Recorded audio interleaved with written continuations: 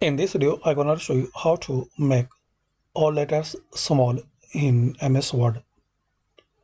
So as we can see, these all letters are uppercase.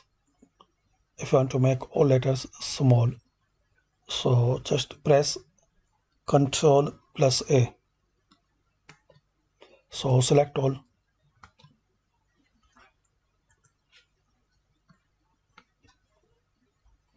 There in this Home tab, you will see option Change Case.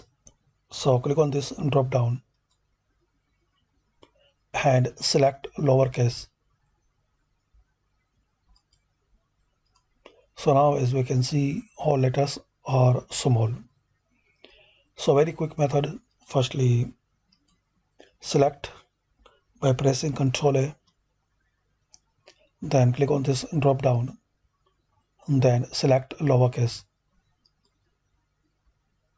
That's it. Thanks for watching this video.